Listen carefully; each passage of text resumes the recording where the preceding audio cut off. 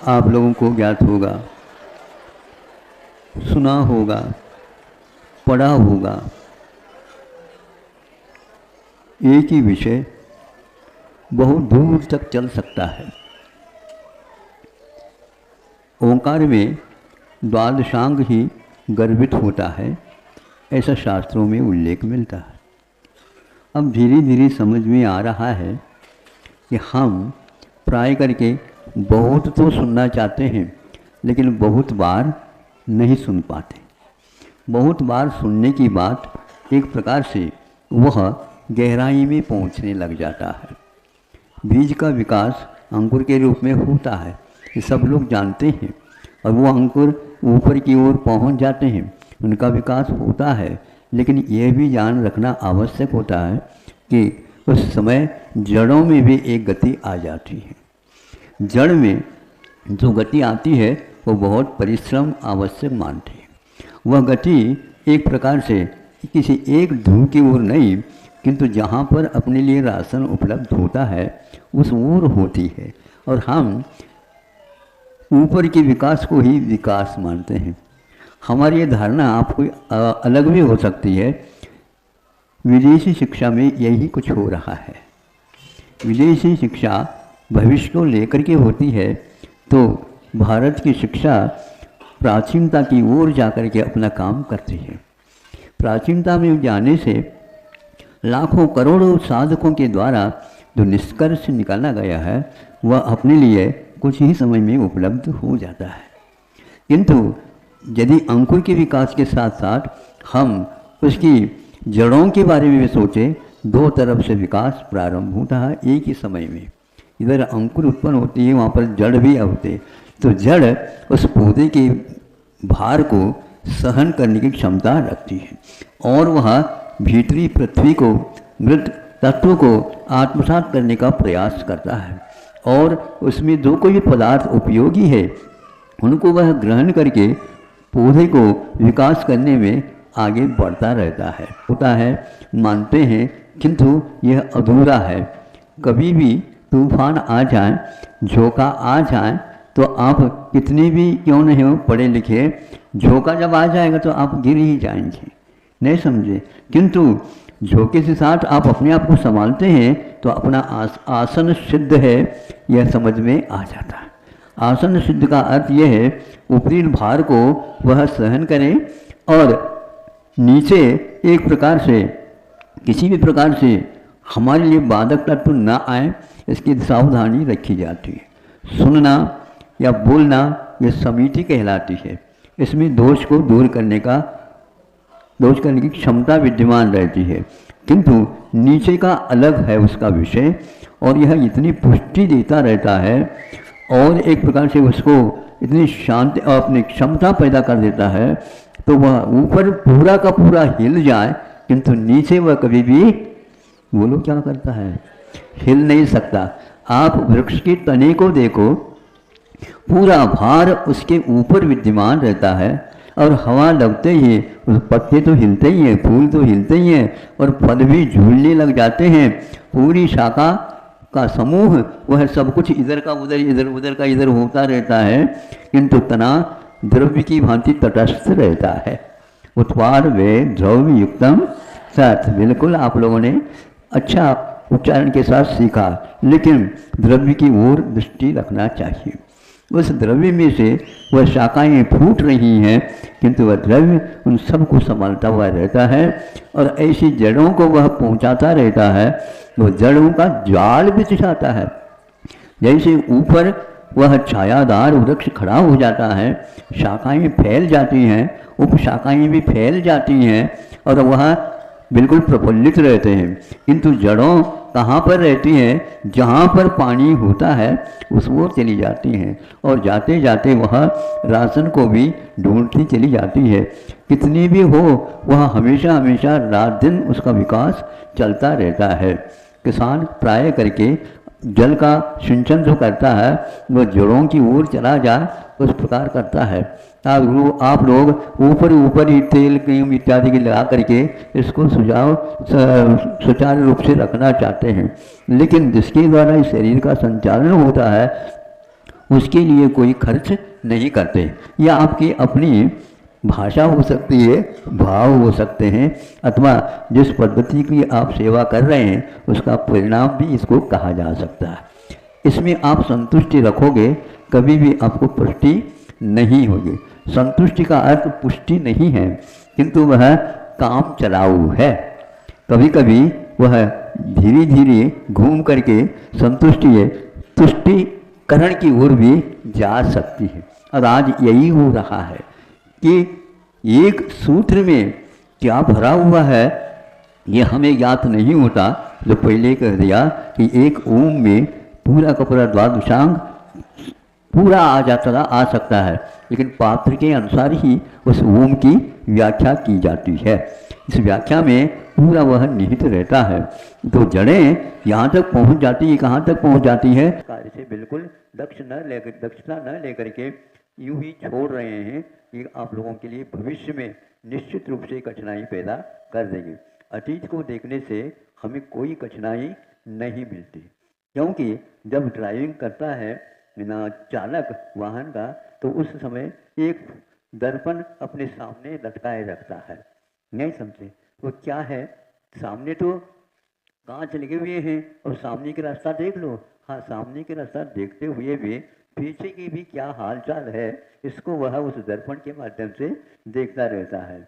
आप लोग अध्ययन के समय पर पीछे की ओर न देख करके आगे की ओर ज़्यादा देखते हैं, तो आगे जा करके आपको निराशा का अनुभव करना पड़ेगा। यदि पीछे देखेंगे तो आपको बहुत अपार समुद्र दिखेगा, क्योंकि उसमें एक प्रकार से स्मृति हमारे काम करने लग जाती है। स्मृति एक प्रकार से प्रत्यक्ष ज्ञान से ही होती है, इसमें कोई संदेह नहीं, लेकिन वह स्मृति प्रत्यक्ष को न दिखा करके, आगे की भविष्य को न दिखा करके पीछे की ओर मुड़ करके आपको ले जाती है, जहाँ पर अनेक साधकों ने साधना करके सूत्र के उल्लेख करते जाते हैं। उन सूत्रों में क्या भरा है वही व्यक्ति जानता है, जो एक प्रकार से स्मृति को महत्व रखता है। स्मृति को कहीं कहीं पर शास्त्र के रूप में भी स्वीकार किया गया है। मनुस्मृति आदि आदि आते हैं। यह जितने भी सूत्रों की रचना होती है ये इसीलिए है कि उसके लिए विशेष और परिश्रम करना न पड़े, किंतु भीतर पहुंचने का वो प्रयास करे। यह नींव की कीमत मूल्य क्या है हमें ज्ञात है, किंतु हम उसका दर्शन नहीं कर पाते। बिल्डिंग को देखते ही जो विशेष तज्ञ होते हैं उनका अनुमान क्या एकदम उसके सामने दिखता है, इसके नीचे इतना गहराई तक इसको पहुंचाया गया है, तब यहाँ ऊपर महाप्रसाद खड़ा हुआ है। आज नीचे जो है कोई राख के द्वारा उसको लिपा पोती कर दे तो थोड़े से ही समय में वह धराशायी हो जाता है। आपका जीवन पढ़े लिखे होने के उपरांत भी धराशायी की ओर जाता हुआ देख करके लगता है आपके भाग्य में अभी यही लिखा है। अब आप ये कहते हैं महाराज हम क्या करें, लिखा तो हमारे क्या लिखा, हाँ क्या लिखा, इसमें लिखा है परंपरा से जो पहले रहते थे वे लोग अपने ललाट पर तिलक लगाते, महिलाएं हों तो अपने रंग से अलग तिलक लगा करके, और तिलक लगता है तो उसको सौभाग्यशाली माना जाता है, और यदि नहीं रहता है तो उसको सौभाग्यशाली नहीं माना जाता। आज सौवर्ण तिलक है न और कोई भी चार है, किंतु बिल्कुल साफ साफ है, यानी वहाँ पर कोई लिखा हुआ मिलता ही नहीं, और लिखा हुआ नहीं मिलता है तो वह गहराई तक पहुँचेगा, कहाँ से पहुँचेगा वो। इसलिए ऊपर का विकास हो रहा है तो नीचे का भी विकास हो रहा है। नीचे से वह यानी मैं उसको भूत मानता हूँ, भूत का अर्थ अतीत मानता हूँ, और अतीत की स्मृति से ही हमारी पुष्टि ऊपर होती चली जाती है। एक दिन यदि मान लो पानी ऊपर नहीं भी मिले तो भी नीचे से आ रहा होता है तो वह हरा भरा मिलता है, और किंतु पानी ज़्यादा मिलने से वह एकदम गिर भी जाता है, क्योंकि उतना हजम करने की उसके पास क्षमता नहीं रहती है। आप लोग शिक्षा पद्धति को और अच्छे ढंग से देख लीजिए, क्योंकि शिक्षा पद्धति में अभी तक परिवर्तन चालू हो गया। अभी इसका अर्थ है अभी तक ये लोग सोए हुए थे 70 साल की अवधि में। हाँ 75 साल हो गए, बिल्कुल ठीक है। अब जो है या तो आधा हो गया है तो कोई एक तिथि बना लेते हैं, और 25 उसके साथ जुड़ जाए तो उसके लिए भी कुछ जयंती बना लेते हैं, और 100 की ओर जाने की बड़ी इच्छा रहती है, तब तक सो जाते हैं। शताब्दी को गुजारना और उसमें एक काम कर्मठता के साथ करना ये बहुत ही कष्टदायी नहीं है, लेकिन और रोचक अवश्य है। एक उदाहरण दे करके पूर्ण करता हूँ, क्योंकि वर्षा कब आएगी पता नहीं लगता है। हमने जो कहा था वही सुनने को शाम को मिल गया।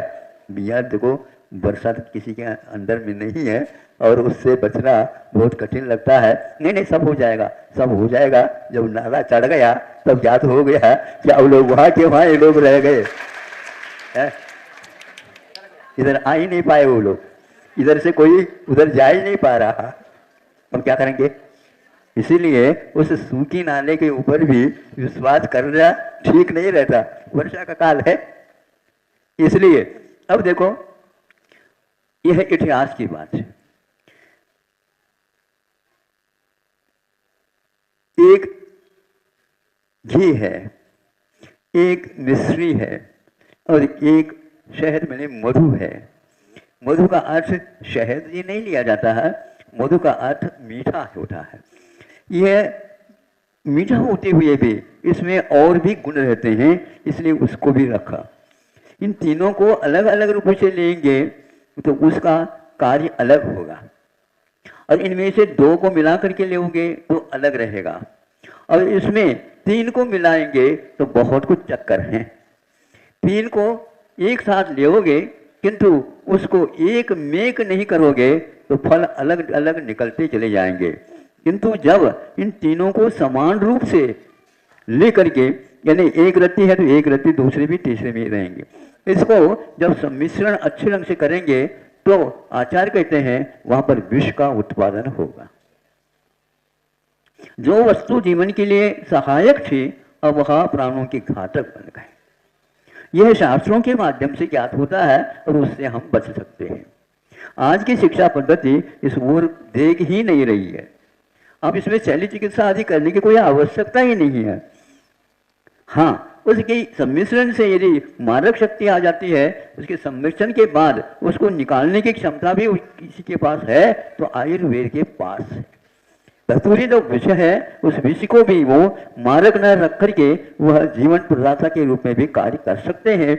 यह एक प्रकार से तीनों चीजों को हम विषमता के साथ लेंगे, अवश्य ही जीवन विकास में उसका सहयोग मिल सकता है। किंतु यहाँ आज किसी को इष्ट नहीं लगता। किंतु ध्यान रहे, अनुभव से जो लिखा जाता है आगे के जीवन के लिए, उसको हम भी अपना शोध करके करेंगे तो पहले बोध पहला कर लो, फिर बाद में शोध की बात करो तो बहुत अच्छी है। किंतु आज शोध में तो केवल प्रतिशोध ही नजर में आ रहा है, यानी हम ही आगे हम ही आगे हम ही आगे, तुम जा नहीं सकते। यह बात भूल जाना चाहिए, क्योंकि अनुभव हमेशा हमेशा दूसरे के समान नहीं होता। उसमें अलग अलग प्रकार के स्वाद अपने आप ही जुड़ते चले जाते हैं। इसलिए आयुर्वेद के पास शैली चिकित्सा कम है, क्योंकि शैली चिकित्सा बहुत जघन्य माना जाता है। दूसरे नंबर में औषध माना जाता है, वह औषध एक प्रकार से काष्टिक औषध माना जाता, और एकदम जो रसायन के माध्यम से सिद्ध करते हैं औषध, जिसको भस्मादिक मानते हैं, ये विशेष जो तज्ञ होता है वही इसका प्रयोग और उपयोग कर सकता है, अन्य कोई नहीं कर सकता। यह है सन्निकर्ष का एक प्रकार से जो उपयोग है वह आयुर्वेद में आपको एक एक शब्द में मिलता चला जाएगा। इसलिए आयु को आप लोग जड़ मानते हो, ऐसा नहीं है। जड़ और चेतन दोनों के जीवन जीने की अवधि का नाम एक प्रकार से आयु है, यानी जीवन की अवधि में होने वाला। तो किसका कार्य है? तो आयु का कर्म। आयु जड़ नहीं है, किंतु जड़ और चेतन के माध्यम से एक तीसरी वस्तु उत्पन्न हो गई है, उसके कारण आपका जीवन चल रहा है। जड़ के कारण आपका जीवन नहीं चल रहा, ये जड़ ही का यहीं बैठने वाला है। आयु यदि है, इन दोनों का संचालन वह करने की क्षमता उसके पास रहती है। भोजन के द्वारा आपका शरीर चल रहा है, ये एकांत मत मानो, क्योंकि आयु है तो आपका जीवन चल रहा है। आयु यदि समाप्त हो गई, कितने भी अच्छी कार क्यों ना हो, वो चल नहीं सकेगी, क्योंकि पेट्रोल समाप्त हो गया है। अहिंसा परमो धर्म की